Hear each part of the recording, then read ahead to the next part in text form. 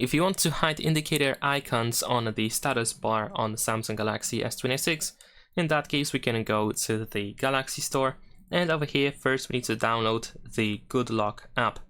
So search for Good Lock and you should be able to find this app over here. You want to download it and then open it, of course. And once we go into the app, then you should be able to find additional plugins that you can download into your phone, which allow you to make further customizations and that are usually not available by default on the phone.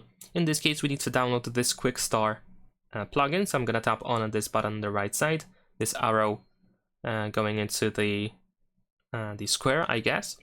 And we need to wait for the plugin to be installed. Once it is installed, we should be able to scroll up over here and then go to the Quick Start. Over here we need to turn it on, and now we should be able to go to visibility of indicator icons. And as you can see in here, we can even hide mobile data signal icon in case you don't need it.